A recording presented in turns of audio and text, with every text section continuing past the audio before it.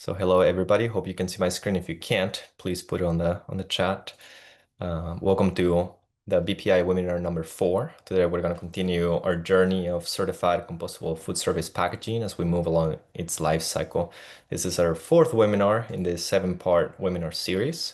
We're going to learn from 3 private haulers, as you can see on the screen, including 2 of them being composters. They're from across the country. We get to hear how they collect various types of food wastes from different generators. And I'm super excited to hear their presentations and then get into Q&A later on. On behalf of BPI and myself, we're very excited to be here with you all and very grateful to our presenters as we continue this series highlighting successful programs throughout the country that are diverting food scraps using compostables. My name is Jorge Montezuma. I'm principal consultant for One Organics, a consulting firm working to expand composting infrastructure across the country. I've been working with BPI on this series since last year, and I'll be serving as the moderator. We'll start off with a brief background on BPI, give a quick overview of the 7-part webinar series, then hear from our presenters, and then we'll wrap up with Q&A. You're welcome to ask questions on the Q&A chat throughout the webinar, and they may get answered on the chat itself, or we may wait until the formal Q&A session at the end. Please note that this webinar will be recorded and published online except for the Q&A portion, so definitely stick around until the end. And the Q&A portion will be recorded, but will just be used internally for educational purposes by BPI. So definitely stick around to hear everything. We'll plan to wrap up at the hour, so we're going to get started now. I'm going to hand it off to the BPI Marketing and Communications Director, Leslie Rogers, to tell us more about BPI. Thank you, Jorge, and thank you, Julie, Chris, and Justin for presenting today. So excited to see your material. A little bit about BPI. So BPI was founded in 1999. We're the leading authority on compostable products and packaging. We are a 501c6 membership-based organization of stakeholders. Our vision is a world without organic waste, and we work tirelessly every day for our mission. We support the shift to a circular bioeconomy by advancing policy, standards, research, science-based verification of compostability, and biodegradability. We have 3 core objectives.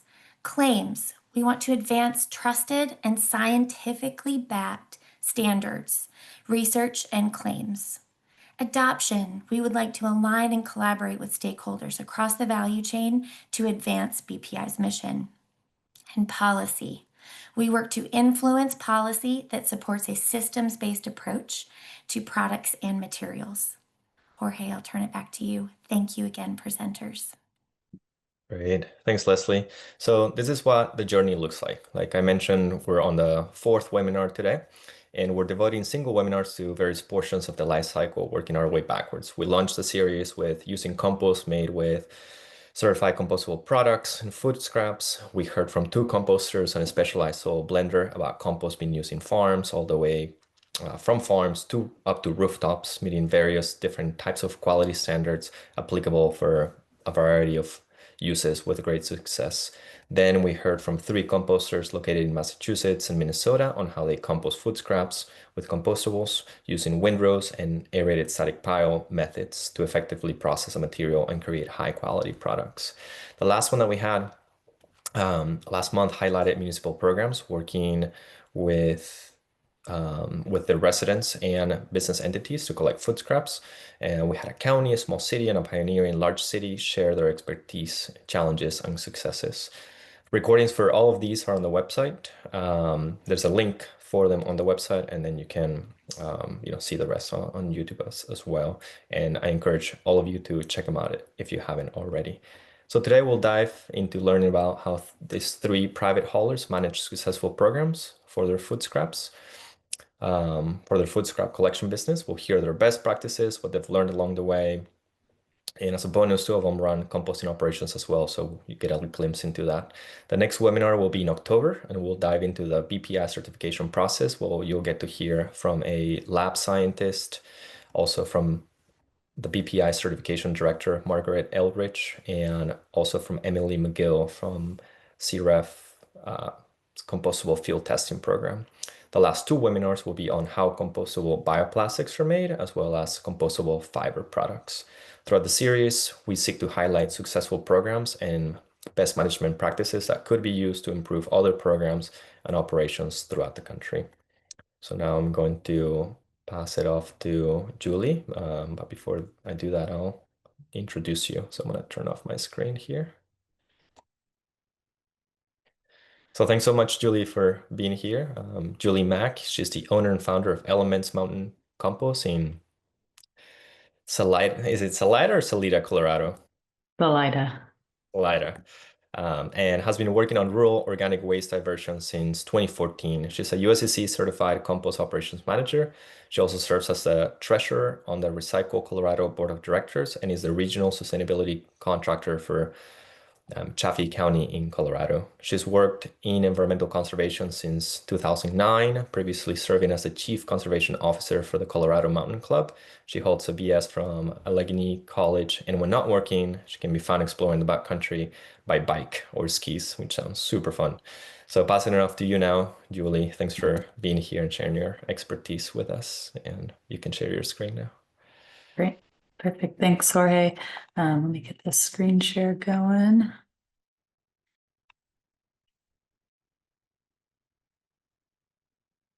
Can you all see that okay? Yep, there it is. Perfect. Great. Well, thanks everyone for having me again. My name is Julie Mach in Elements Mountain Compost out in central Colorado. If you're not familiar with this state, we are located kind of right in the middle in a high alpine valley at about 7,000 feet above sea level. And we serve kind of the surrounding area. We are the only compost hauler and processor in about a 75-mile radius, which in some directions is like a 2-mile drive over mountain passes. So we've got a big territory that we serve, again, both hauling organics and processing. But we've got a fairly small population that we serve. The county that we're in, Chaffee County, has about 20,000 residents, and our entire service area is only maybe 150, 200,000 residents total. So it's a large geographic area with a kind of small population, but our goal really is to be able to provide organics processing for this rural part of the state that wouldn't have it otherwise. Just to note, we primarily are processing food waste and yard waste. We do accept BPI certified compostable products as well, and I'll talk more about that. We do not do any animal manure or biosolids, mainly because of the way that we're permitted by the state of Colorado. So talk about our kind of hauling processes, which is kind of the focus of today's talk. We actually started with commercial collection, which I think is the opposite of a lot of small composters that are sort of working in similar communities. But we wanted to get kind of the most bang for our buck as far as volume. We do work with restaurants, grocery stores, schools, and we provide a weekly service. We're mostly using 64-gallon toter bins, but we do some 32s as well. And, you know, really have had good interest from the local businesses here. It is not a requirement for anyone to compost in our area, so it's all by choice. We try to keep our pricing low and competitive. But we've had pretty good participation in our local county. One thing I think that's a little bit unique is we are, again, serving areas that have pretty harsh winters. Our highest collection point's at about 9,000 feet, and we drive over a 12,000 foot pass to get to some of our customers. So every once in a while we'll take skis with us on our composting routes. That's mostly me. I'll get up early to do that. My drivers don't typically do that, but it's, you know, it makes us have to be just sort of extra careful with the trucks that we're using or carrying chains, you know, paying sort of special attention to tires and things like that.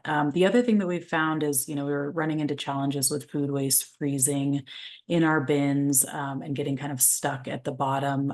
We have found that using compostable liners seems to solve that problem. And we just get this, the picture in the center of kind of the compost popsicle that shoots out of the bins, and we have those liners. So that's been huge for us in being able to still serve those customers like ski resorts and just other customers who are operating in really cold climates throughout the winter. We also have a residential collection program. We just started a curbside pilot this spring.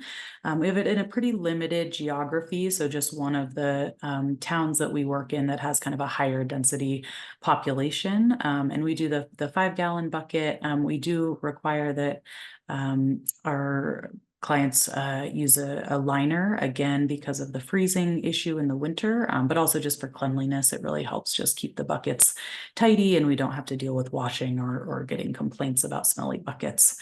Prior to starting the curbside program, we've been running a drop-off program for the last 5 years or so. We have a couple of different types of enclosures that we use. Some are actually just dog kennels that we put a lock on, and then folks get a code and can drop off kind of 24/7 at those different locations. We also serve homeowners associations and multi-unit housing complexes, apartments, things like that. In those cases, we're typically just providing a commercial bin and that weekly pickup like we would for any restaurant or grocery store.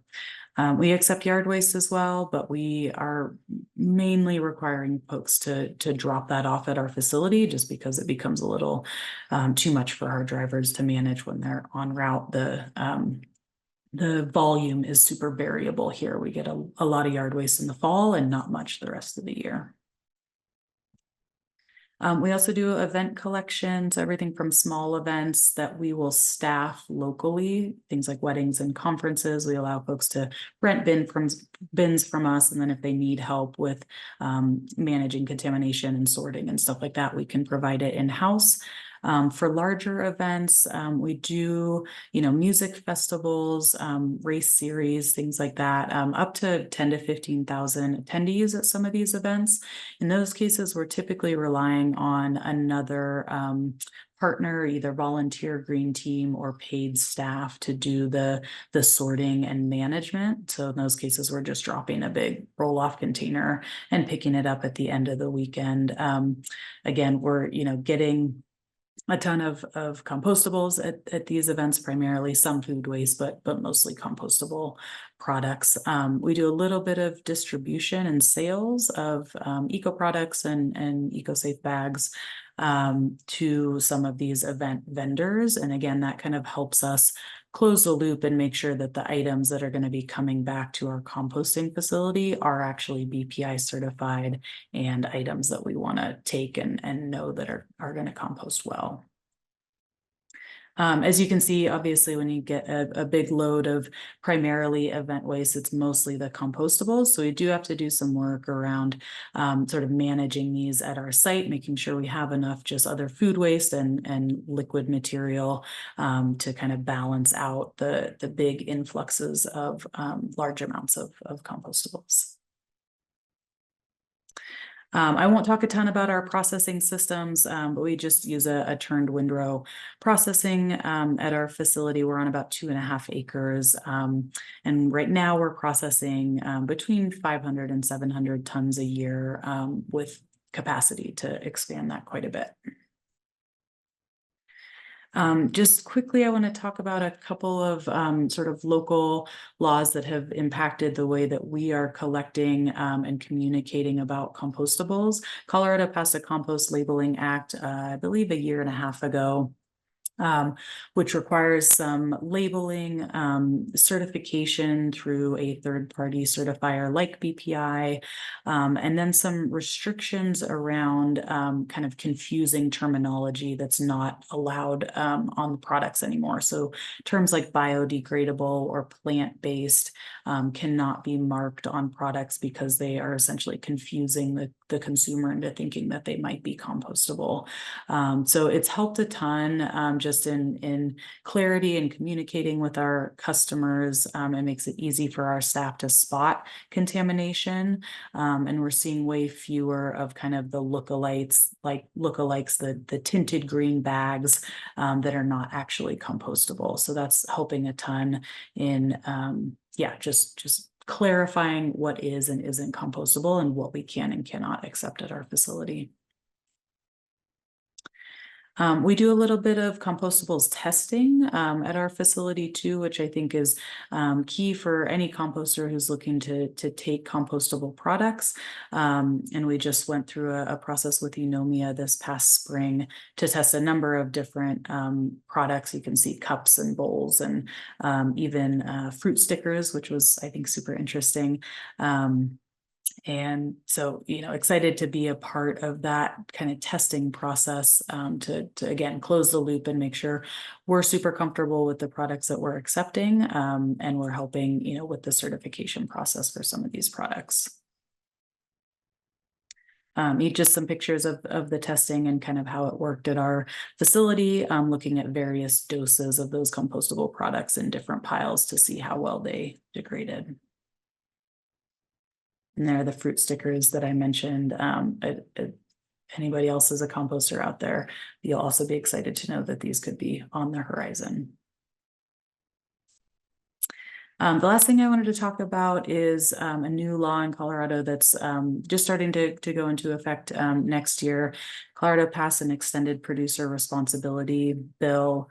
This is mostly focused on traditional recyclables. So companies that make packaging, whether it's cardboard or aluminum cans or compostable products, will pay into a fund, and that fund will then be distributed to processors and haulers to help deal with that recycling. They included composting and compostable products in our EPR law, which is great, and we're still kind of learning exactly how the funds are going to be rolled out. Right now, the anticipation is looking like composters who accept compostable products, compostable packaging, will be eligible for reimbursement. One thing that was left out of our law that I would recommend others consider if they're looking at EPR is haulers were not, compost haulers were not included as sort of eligible for reimbursement. But I think it's really important to note that the haulers are absolutely key in helping to reduce contamination and make sure that the stream, if it includes compostables, is super clean. So, they're the ones on the front lines communicating with vendors or residents or commercial operations. So, again, for folks who are looking to implement EPR in their states, I would highly recommend making sure haulers are included in that reimbursement component. So. Wanted to add my contact information. If anybody has questions about what we do out in Colorado, please don't hesitate to reach out, and I'll pass it back to Jorge. Thanks so much, Julie. That was great. Have you ever had to use those skis to escape from whiteout or anything? Oh, no, not usually. Like we plan our routes around the weather for sure, if there's a big storm, but mostly just for fun. Nice. That's great. Well, thanks so much, Julie. We'll get to questions after everybody's done with their presentations. Thanks so much. Chris, you want to pull up your slides while I introduce you? Sure. So now we have Chris Wood. He's a co-founder of Moonshot Compost, a Texas-based company that helps businesses and residents divert food waste from landfills through data-driven collection and composting services. They launched in 2020, and since then, Moonshot has grown to serve customers in Austin, Dallas, Fort Worth, Houston, Waco. He'll show you a nice map. It includes schools, hospitals, corporate campuses. The company provides transparent diversion reporting that I'm excited to see and supports customers in achieving their sustainability goals. A former lawyer, Chris now focuses on building scalable, impact-driven solutions in the circular economy. He's passionate about making composting more accessible and helping communities rethink waste as a resource. So thanks, Chris, and the floor is yours. Great. Thank you so much, Jorge, and thank you, BPI, for this opportunity. Do want to start a little bit, how did I get myself in this mess? I was a lawyer for a long time.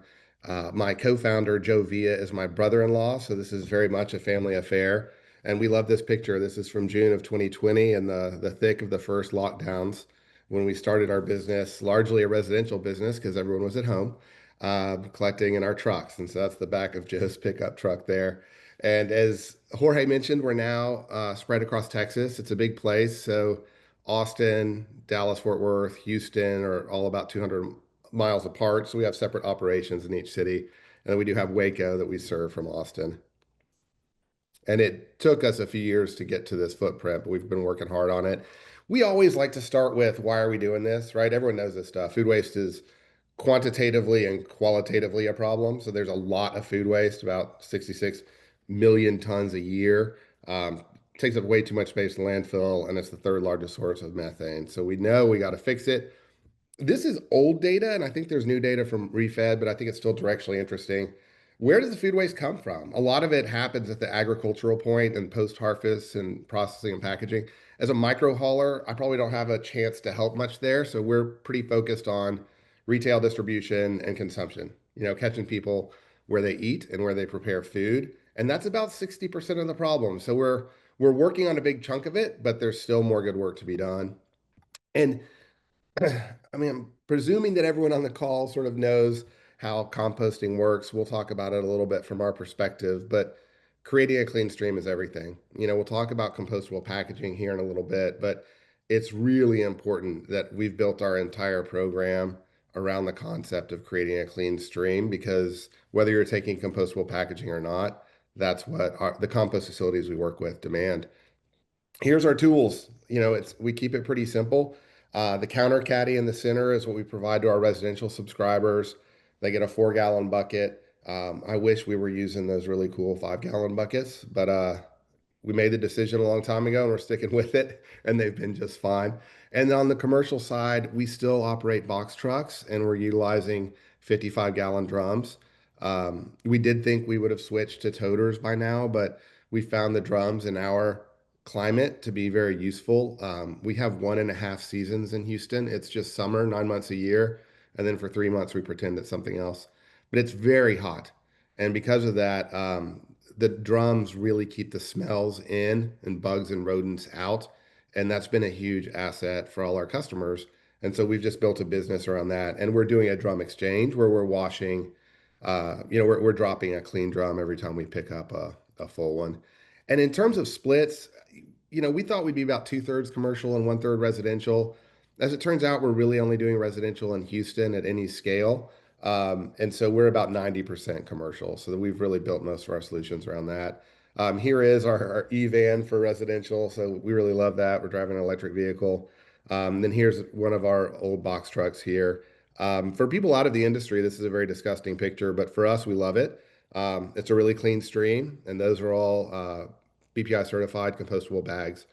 And that's a big part of our last check is, drivers are pulling contaminants out when they get to collect a drum that they see, and then after they tip is another point for us. And then we give compost back twice a year. All of our subscribers, residential or commercial, have the right to receive compost back. We used to do it at 2 scheduled times, but it just got to be we were moving too much compost. So now we kind of email people periodically through the year and see when they want it back. A lot of people don't want it back. And so that gives us kind of compost for the bank that we then will return to our community gardens. We run a drop-off program in Houston at community gardens, and we make sure to keep them in compost a couple times a year.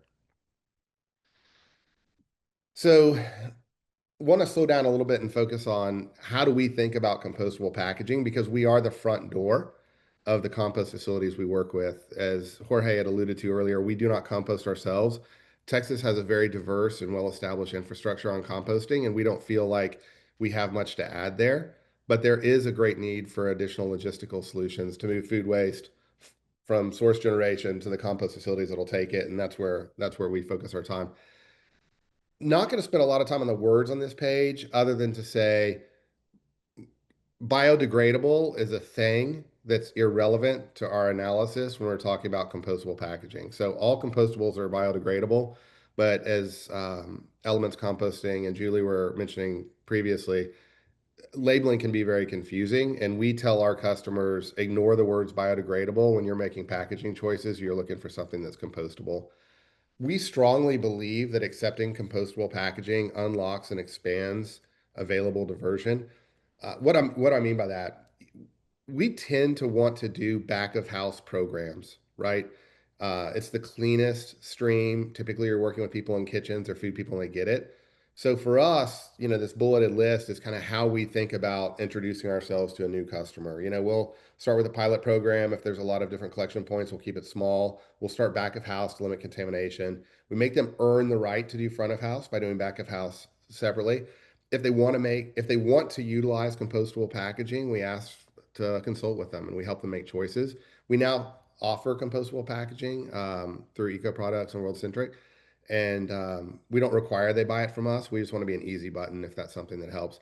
And then we give so much feedback, and we'll talk more about that on the next slide. When it comes to unlocking and expanding, though, there are some corporate headquarters that don't really have a back of house and all they have is front of house, and they won't do the front of house without packaging. And so we have found a number of people that say, no, from the get-go, we want to do compostable packaging. We want to do front of house. And that's just work you wouldn't get if we weren't able to say yes to the compostable packaging. So we know that we're able to get at more food waste. Rice University and Snooze, just a couple of examples of customers of ours where we're accepting compostable packaging and moving lots of food waste in some ways because of it. And I just don't think you can talk about communication enough, right? We have to communicate. So we do site visits with prospective customers prior to proposals to really hone in on what they're trying to do. We have dedicated signage for kitchens. We will not drop our drums until we can do trainings with the appropriate staff that are going to be managing the program. And for front of house, so we have blue drums. I'll show you pictures for back of house. For front of house programs, we use black drums. And it sounds funny that you would use different drums, but typically back of house, the food waste is moved by the kitchen staff. Front of house, the food waste is moved by janitorial. And we feel like contamination rates may be higher in front of house programs. And so it gives us the ability to really do a little bit more sorting and viewing for potential contaminants. And then we take pictures. So if the drivers find contamination, they've got training what to do. We take those pictures, we email them back to our customers, and then that lets us know when to go out and do retrainings when those pictures get too frequent. And then again, it's all about communication with our compost facilities. Every facility in each geographic area that we work with is different. And we learn so much from working with different facilities that run different processes. And in some cases, we have facilities that'll say, we will take compostable packaging, but we can't take PLA. Or we can't take, the clear clamshell lids. And so we have to go back then and train our customers that we're picking up the food waste, what type of packaging. And we have found that they're super receptive to that. And we know that it's possible to carry, as a hauler, to carry communication from the compost facility back to the source generators and build a program that includes compostable packaging that meets everyone's goals. And we love that. That's really important. And I just, we've been doing this for 5 years, and I think we've had 3 total calls from compost facilities about contamination. And, we're going every day somewhere across Texas, many times a day. So we know it works when you communicate properly and when you train your own staff on what that means. And then we're big believers in weights and reporting. So if we can measure it, you can change it. And I just want to real quickly run through what that looks like. So this is a hospital in Dallas. We had just started their program. They're about a month into it. This is how many pounds they diverted. We try to help them convert that using the EPA war model data into impact. And then, down here at the bottom is another hospital system that we work with where we're at several different locations. This is their summary page. We see the total amount of weight, the total impact, and then this is kind of a last 12 months graph. And this is data that we sell back to our subscribers. And just the last slide I'll show you all. This is what we call, actually, we haven't rolled the name out yet. It's just our dashboard. But if you go to this QR code or link at the bottom of this page, you can see all the food waste we've ever collected for 5 years across Texas. Sorted in as many different ways as we can sort it. We believe that if we just keep putting programs together that are clean and easy and keep reporting data back, whether it involves compostable packaging or not, it encourages people to make good decisions. Thank you.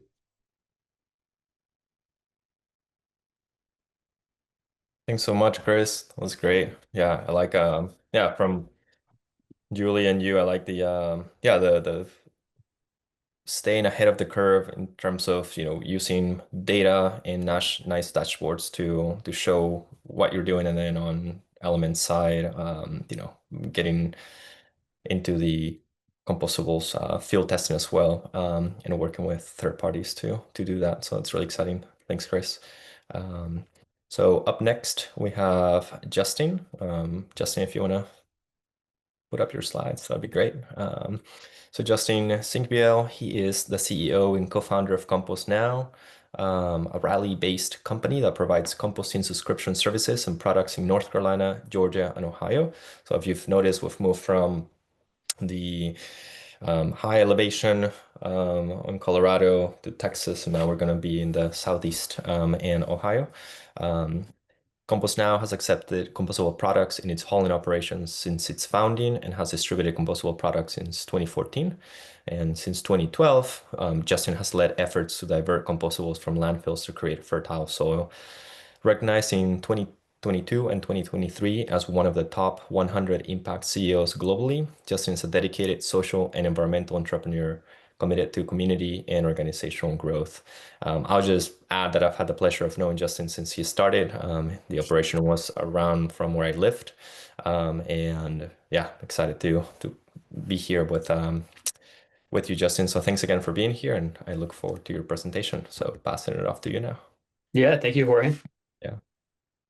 So a little bit more about CompostNow, founded in 2011. Sorry to interrupt. Do you want to share your slides? I don't see them. Why are they not showing? I think there may be an extra OK that you have to click. There we go. See them now? Yeah, so I think you Great. can just do the slideshow. Awesome. Yeah, thank you, Jorge. Perfect. Yep. All you. All right, so as Jorge said, I'm Justin with CompostNow. We were founded in 2011 in Raleigh, North Carolina. We've since expanded into 4 markets in North Carolina, Georgia, and Ohio. We started as a residential subscription service. We've since expanded into all types of generators, including commercial, industrial, and now municipal customers. We work with a little bit over 1,000 commercial customers and over 10,000 residential. So our services span from collection of containers at doorsteps and behind businesses to drop-off programs, compost facility management, and compostable product distribution. As everyone has talked about, contamination is certainly one of the major components in how we've designed our systems and what we face every day. And at CompostNow, every department plays a role in how we manage that contamination. Because we do compost as well as haul and distribute, we're very aware of compostable packaging, the pros and the cons of it, and the challenges associated with it. In the 4 markets that we collect in, 3 facilities are third party, and 1 facility is one that we own and operate. Our biggest strategy for managing contamination in our hauling programs has been to work upstream. And this comes from the facilities that we've worked with from the beginning have had a very low tolerance for any sort of contamination getting to their facility. And so we really had to set up our systems and our approach to prevent and screen out contamination before it gets to that facility destination. So really starts at onboarding. When we connect with a customer, we're going in a consultative way, working with them to understand what materials that they have that they're looking to divert. And we really advocate for starting small. We divide our collection programs at businesses into pre-consumer and post-consumer. We have a 65-gallon cart for post-consumer material and 32-gallon carts for pre-consumer back-of-house material. And so when we start that program, we usually are able to get them to start with just that pre.